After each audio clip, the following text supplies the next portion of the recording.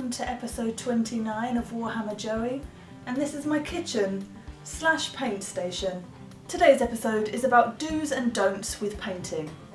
There are many examples of this, and to stay safe. So, loving your brushes, do's and don'ts, and staying safe. Let's begin. The first thing you want to do when beginning to paint is, if you have long hair, girls and guys, is probably put your hair up. It stops you from getting fringe and bits of strays in paint, and it's a nightmare to get out, so hair up.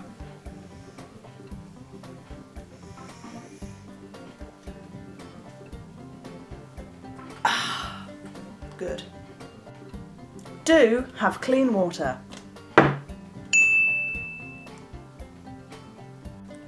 Do not have clean water and your drinking water in exactly the same cups. Ooh.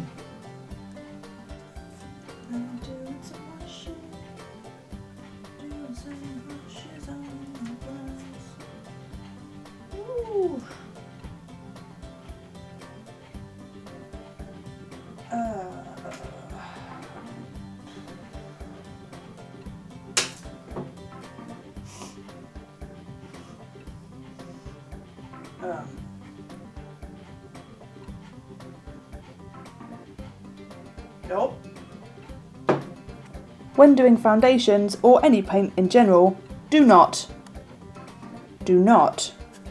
shove it in and just put it on. No. Stop it. Joey, stop it.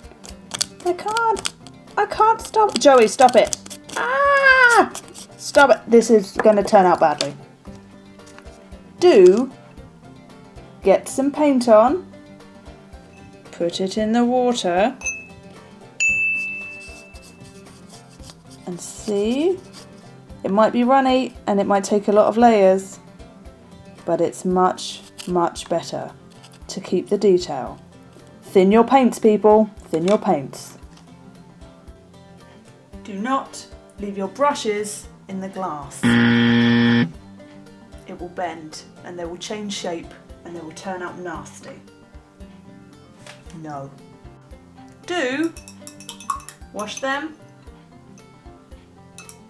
until all the paint is off, until they are clear, and then you will not ruin your brushes. Do not eat your brushes. Emery brown doesn't taste very nice. Lead-based paints can be hazardous for your mind. When attempting freehand, try not to hold your breath.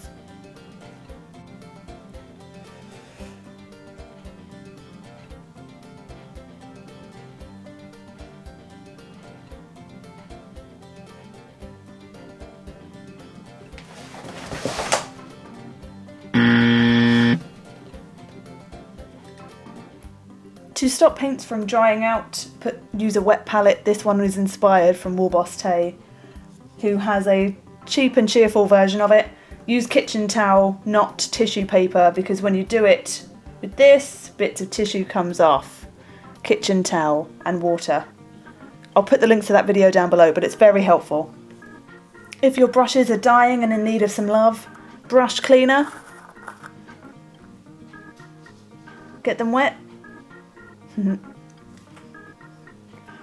Clean it up, and it should get off any residue so you can keep your brushes alive for longer. Oh yeah. So there we go, there's our do's and don'ts for painting. Very beginner stuff. There's obviously a lot more information on stuff like types of brushes, specific ways that they should be used, and as I learn more I will go through with you as well. I put it to question on Facebook and Twitter today of like pet hates and things that you've learned with painting, and I've got some here. We've got Richard Smith, don't chew brushes, only use a little bit of water and use different water for metallic colours. Different water. We've got Robin Anthony Johnson, washing my brush in my tea. Then about 5 minutes later, start drinking tea and think, oh, rude word. I don't say rude words here.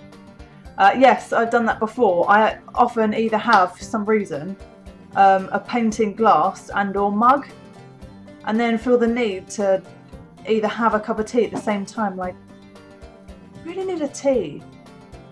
I don't know, it's probably torture to myself subconsciously.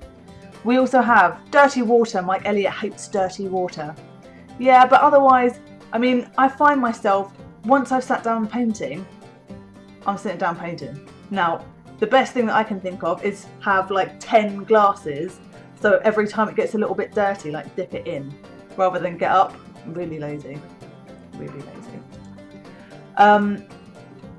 James Shields really hates seeing people leave their brushes standing in the water, bristles down. Ugh. Yeah, I have to say, I do this, and I really hate myself for it because I've ruined 2 brushes this way, so live and learn, I guess. But yeah, it's really bad for the brush. Lester Bursley, oh, awesome paint job. Put a longer post, said clean your brushes properly. 1, 2, reduce brush strokes marks by thinning paints. Thin your paints. 3, prime white or grey unless the model is mostly black or metallic. Lesson learned. 4, 4 shades of any colour can be made simply by adding white, black or grey. Thanks. 5, don't be a brush licker. 6, on freehand days, keep the caffeine low unless you are handing squiggly lines. I'm a caffeine drinker. 7, good lighting is a must. 8, your finished product is only as good as the prep work. I'll bear that in mind. 9, keep your muscle memory. Paint often. 10, stay motivated. Thank you, Lester. That's very helpful. Very. I should have read that when I first started. Anyway. Jason Murdoch, self-confessed brush licker. I can't find a better blending medium than spit. Good to know. Good to know. So there we go. There's some things that people like or do or shouldn't do, but actually do anyway. For you, I have a bit of an update because as it's Warhammer Wednesday, I wanted to fill you in on what I've been doing with my ogres. If you remember me saying, had a nightmare with the skin tone, a real nightmare, and these are a lot bigger than my standard I just need to paint the face and hands Glade Guard. So I've given it a go. Be kind. Okay? Be kind. Right. There we go. Let's get him in focus. Right. There's the skin. There. Now, I'm not sure whether that's too dark in the crevices, because what I've done is a wash basically and then gone over it, and I'm fairly certain that's not the way to do it. It's not finished, I might add. I've got the details to do, I've got the belt to do, and some cleaning up on like the swords and the sheath and all the rest of it. But as skin goes, yeah, too light. I went for grey to begin with, and it's a bit strange. But anything that I did looked a bit strange, and I think this is the best I've got it so far. I've also got this one's been slightly more dry brushed than it has. Obviously a lot of cleanup to be done here, and on the hands and stuff, but that's darker than the other. Then we've got old Willie, the Screamer. God, stop being rude, YouTube. There we go. And he's a bit shiny, so I think I'll go over him again with a lighter colour. Obviously he's very, very covered in wash. And this guy, don't know. I think I like him like this. I like him. He's out on the deck a lot, you see. He likes to sunbathe and does all the general dog spelling. There we go. So, yes, I think you've all seen the bases. I've done these ones a bit more with like a water glaze on it. That's blue tack. Yeah, there we go. Yeah, so that's a bit more watery, and I blended it a bit better from dark to light, and glass bottles. And what I tried to do was get that looking lighter, so it looks like it's got more liquid, but I don't know whether I pulled it off as well as I could have done. But there we go. Those are my ogres so far. I've got the detail to do, and I also have, from the weekend, I did the Giant Slayer tournament, and I went on a Saturday. Brief update on that. Amazing, amazing fun. Met some great people, and I've got some coverage. I didn't have the camera, but a guy upstairs was really kind enough to let me borrow his camera and do some filming for me as well. So yes, I've got some footage for that. I'll put that up either this week or for next week's Warhammer Wednesday. And yeah, it's been a really busy but productive week. I want to do another lore video, but I might not have time. It depends. I work on Friday and Sunday. And yeah, Saturday I'm filming in the lair to do the Malifaux battle properly this time. Proper. Well, I'm doing it. So yeah, I'll see if I get time for that. But if I will have some time, I think it's going to be Cinch?